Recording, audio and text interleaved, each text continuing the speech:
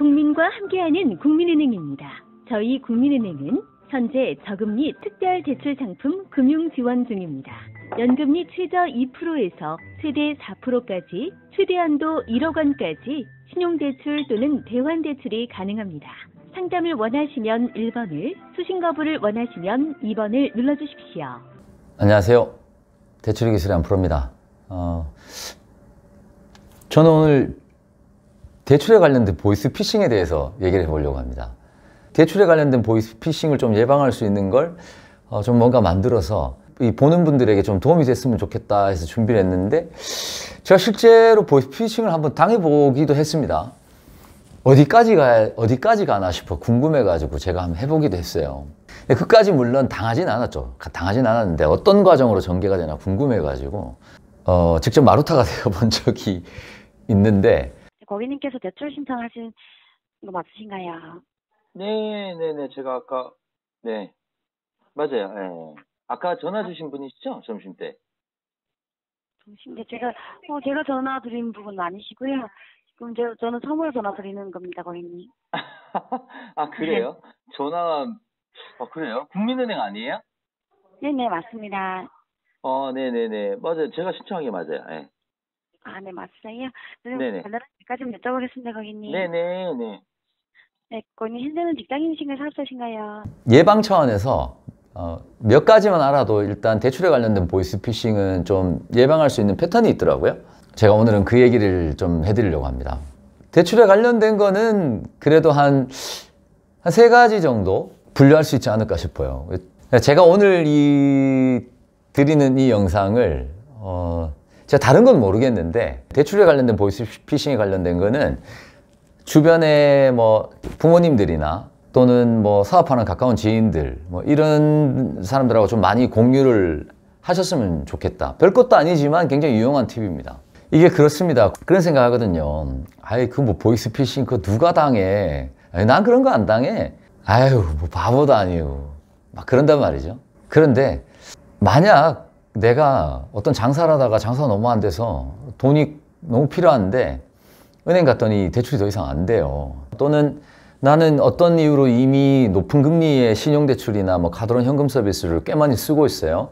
또는 얼마 전에 대출 신청하러 갔더니 당신은 뭐 신용이 안 돼서 대출이 안 돼요. 담보대출 받으러 은행 갔더니 고객님은 신용이 안 좋아서 안 되고 뭐 DSR이 안 좋아서 안 되고 이래서 안 되고 저래서 안 되고 어디서인가 어느 금융기관으로부터 퇴짜를 맞은 상태예요. 그런 상태에서 금리가 2%밖에 안 하는 정부 지원 대출을 5천만 원이나 쓸 수 있다고 해요. 안녕하세요. 국민과 함께하는 KB국민은행입니다.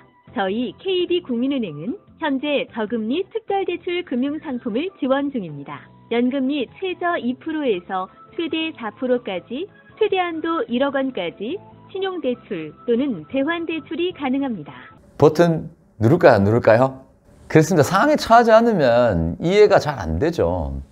이러다 저러다 보니까 신용점수 좀 안 좋고 대출 한 2, 3천만 원만 그냥 좀 싸게 받아도 내가 지금 비싸게 쓰는 신용대출 다 막을 수 있을 것 같은데 은행에서는 안 된다 그러고, 그런 상황에 이제 처해지면 대출 보이스피싱의 유혹에 빠지기 쉬운 거죠. 자, 첫 번째 형태가 이렇습니다. 문자 형태입니다. 핸드폰에 문자 광고가 막 오죠. 특히 제가 봤을 때는 오전에 많이 오는 것 같아요. 오전 출근 시간 또 9시 좀 막 넘어서 뭐 이럴 때 많이 오는 것 같아요. 여러 은행의 이름으로 막 와요. 우리가 다 아는 은행이죠. 메이저급 은행이나 요즘 뭐 K뱅크, 카카오뱅크 뭐 이런 이름으로도 오는 것 같더라고요.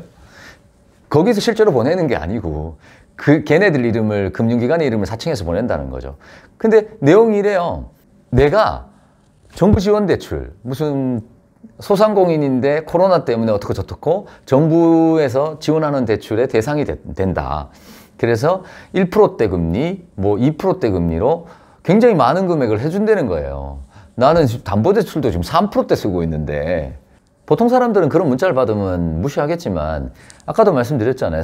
어떤 상황이 처해지면 그 문자를 딱 받았을 때 필요한 사람은 콜을 하게 된다니까요. 그럼 그 번호로 전화를 해보게 되죠. 그러면 마치 콜센터처럼 연결이 되죠. 그런데 반드시 패턴이 이렇습니다. 전화를 하게 되면은요, 빠른 시간 안에 다시 연락을 준다고 하고 자동 종료됩니다. 일반적인 금융기관의 콜센터는 쭉 안내음이 나오고 몇 번을 선택하게 돼서 그 다음 과정으로 계속 넘어가게 되죠. 절대 그렇지 않습니다. 바로 전화하면 다시 전화를 주겠다고 하고 자동음이 나오고 전화가 끊깁니다. 모든 상담원이 통화 중입니다.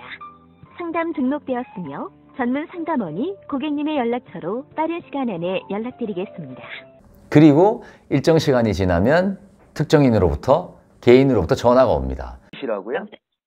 신한은행입니다. 신한은행이요? 예. 네네, 말씀하세요. 예. 네, ARS로 마이너스 통장 및 제한대출 상담 신청하신 고객님 맞으신가요? 네, 맞아요. 네, 그럼 제가 다시 한번 설명드릴게요. 네. 예, 요즘 코로나 때문에 어려워하시는 고객님들을 위하여 정부 지원 정책으로 나오신 상품이고요. 연이자는 3%에서 7%까지, 한도는 8천만 원까지 마이너스 통장이나 대환대출 신청 가능하십니다. 네. 예, 그럼 제가 가능 여부 몇 가지 여쭤보고 발급 업무 진행해 드릴까요?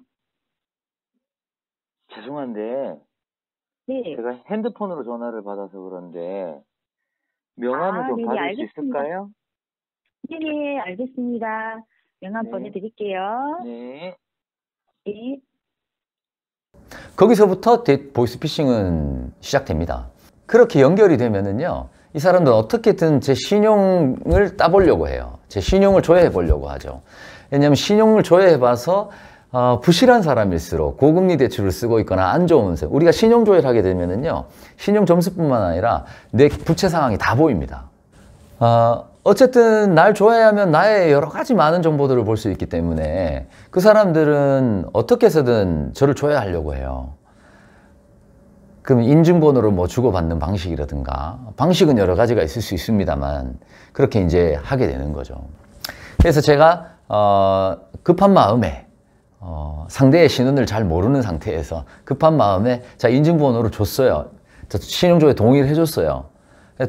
동의를 해주는 순간 이제 그 사람은 제 걸 들여다보니 얘가 어떤 고금리 신용대출도 쓰고 있고 상태를 다 보고 이제 작업을 치게 되는 거죠. 이 사람은 이런 상태니까 이런 식으로 작업을 쳐야겠다. 저 상태니까 저런 식으로 작업을 쳐야 되겠다. 뭐 그런 매뉴얼들이 이제 있을 거 아닙니까? 자, 그래서 혹시 그런 문자를 받고 내가 전화를 하시게 되면 전화가 바로 금방 끊겨서 다른 개인으로부터 다시 전화가 오는 시스템이다. 이거는 뭐 10중 8구 보이스피싱이니까 주의하시면 되겠고요. 두 번째 형태는 전화입니다. 랜덤 전화죠. 무작위로 전화 옵니다. 이것도 주로 아침에 옵니다. 오전에. 새롭게 시작하는 KB국민행복기금입니다. 고객님은 정부 지원 대상자이므로 정부 정책에 따라 연금리 최저 3%에서 최대 7%까지 최대 한도 5천만 원까지 마이너스 통장 발급이 가능하십니다. 자세한 상담을 원하시면 1번을 눌러주십시오. 원치 않으시면 모든 상담원이 통화 중입니다. 상담 등록되었으며 전문 상담원이 고객님의 연락처로 빠른 시간 안에 연락드리겠습니다. 전화가 오는데 문자의 형태와 거의 유사해요. 유사한데 그게 전화로 랜덤 방식으로 막 무작위로 오느냐 문자로 오느냐 이 차이뿐인 거예요. 그냥 전화로 막 와요. 그럼 무턱대고 전화를 내가 받으면 안내음이 나오죠.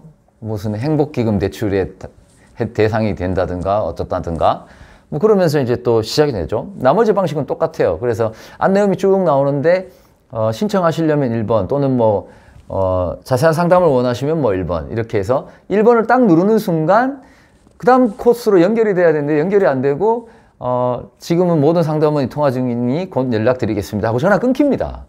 랜덤 방식으로 문자나 전화를 막 돌려가지고 필요한 사람, 상담을 원하는 사람만 1차 데이터를 추출해가지고 그다음 전화를 하게 되는, 추출해서 그 사람에게 이제 담당이 배정돼서 전화를 하겠죠. 그러면 이제 또 전화가 와서 상담을 하게 되고요. 상대의 신원이 명확하지 않으면 신용조회 하는데 절대 동의하실 필요가 없습니다. 만약 여러분이 그런 전화나 메시지를 받았다. 그래서 어떤 누군가와 상담을 하게 됐다. 그러면 첫 번째로 명함을 요구하십시오. 제 경험상으로는요, 명함을 달라고 했더니 한 명도 안 줘요. 자, 거기서 단계가 또 발전되면 어떤 일들이 또 벌어질 수 있냐면 카톡으로 여러분들한테 그 상담원이 카톡으로 대화를 걸어오는 순간이 있을 수 있습니다.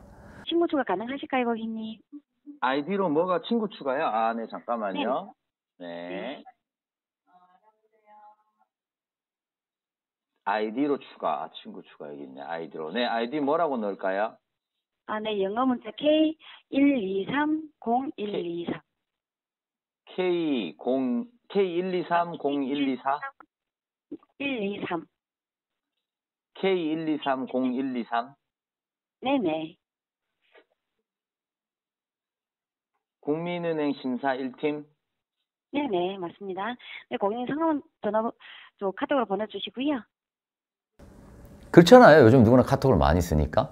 근데 딱 보면은 그 카톡의 그 프로필 사진이라고 하나요? 거기에 보면은 뭐 국민은행 그림 표시 있고 신한은행 그림 표시 있고 막 이렇게 그럴듯하게 돼 있어요. 그런데 어떤 대화 내용 가운데 뭐 하다가 파일을 하나 보내줍니다. 파일을. 보통은 어떤 이름 뒤에 zip 파일, 그러니까 압축 파일이죠. 예를 들면 뭐 행복기금 대출 zip 이렇게 해서 보내죠. 그러면 이제 이게 무슨 대출을 신청하거나 하려고 하면 이 파일을 이제 다운받아서 열으라고 하는 거죠. 딱 클릭하면 이제 그게 핸드폰에 다운이 되잖아요. 그런데 그걸 딱 딱 클릭하게 되면 이제 그 파일이 실행이 되거나 열리는 거죠. 근데 딱 클릭을 하려고 봤더니 확장명이 APK입니다. APK. 확장명이 APK. 전형적인 피싱 파일이죠. 저도 잘 몰랐어요. 저도 하면서 그냥 당해보면서 알겠는데, 그래서 제가 그거 실제로 제 핸드폰에 깔아봤습니다. 그래서, 깔고 어떤 변화가 생기는지 제가 봤죠. 그랬더니요, 어떤 변화가 생기냐면요, 제 휴대폰에서 특정 금융기관, 그러니까 그 상담원의 금융기관의 콜센터에다가 전화를 하게 되면 이 전화를 낚아채 갑니다. 이 전화가 그 상담원의 은행의 콜센터로 전화가 가는 게 아니라 이 전화를 낚아채서 전혀 엉뚱한 곳으로 전화를 끌고 갑니다. 자기네 이제 사무실인 거죠. 보이스피싱 사무실인 거죠. 근데 나는 핸드폰에서 국민은행 콜센터 1588에 뭐 땡땡땡땡 예를 들면 이렇게 걸고 있는데 상대편이 받아요. 그러나 국민은행이 받는 게 아니라 저기 딴 데서 받는 거예요. 그러면 그 사람이 마치 국민은행 콜센터처럼 행세를 하게 되는 거죠. 거기까지 가면 진짜 안 속으려고 그래도 속는 사람 많을 것 같아요. 왜냐면 내가 콜센터에까지 확인도 해봤잖아요. 콜센터에 전화해서 무슨 상담팀장님이 상담원이 계시냐라고 물어봤더니 이때는데 뭐 속을 수 있죠. 그래서 어떤 형태로든 어떤 파일을 다운받거나 깔게 유도한다. 그런데 그 파일의 확장명은 특히 APK 파일이다. 이런 APK 파일은 여러 가지 피싱 기능을 하는 걸로 저도 알고 있습니다. 번호를 낚아채 간다든가 또는 내 핸드폰 안에 있는 여러 가지 개인정보를 빼간다든가 이 핸드폰 카메라를 통해서 뭐 나를 감시할 수 있는 프로그램을 깐다든가 나를 쳐다볼 수 있는 뭐 프로그램을 깐다든가 매우 다양한 피싱 프로그램이 있는 것 같더라고요. 그래서 확장명의 APK 파일 이런 것들은 절대 주의하시고, 네, 그리고 이런 본격적인 사기가 아니어도 고금리 대출을 팔기 위해서 약간 유사한 방법을 쓰는 회사들도 있는 것 같아요. 저렴한 신용대출 받을 수 있다고 홍보해 놓고 막상 전화를 해보면 고금리 대출, 뭐 카드 관련한 대출, 이런 고금리 대출을 파는 뭐 이런 방법들도, 이런 경우도 생각보다 많은 것 같아요. 내가 뭐 대출 꼭 받아야 되고 대출이 잘 안 되는 상황, 어려운 상황에 처해 있으면 이런 보이스피싱으로부터 자유롭기 쉽지 않습니다. 네, 제가 보이스피싱 전문가는 아닙니다만 대출 관련한 보이스피싱에 대해서 직접 마루타가 되어보면서 경험한 바를 좀 전해드렸는데요. 도움이 되셨으면 좋겠고요. 저는 그렇습니다. 대출 관련해서 제가 모든 대출 분야를 다 아는 것도 아니고요. 모든 대출을 다 해결할 수 있는 그런 사람도 아닙니다. 그렇지만 어떤 대출에 대해서 궁금하시거나 또는 도움이 필요하시다 하시면 제가 아는 한에서는 제가 프리하게 알려드릴 테니까 많이 물어봐 주시고요. 네, 도움이 되셨나요? 도움이 되셨다면 구독, 좋아요는 필수! 감사합니다.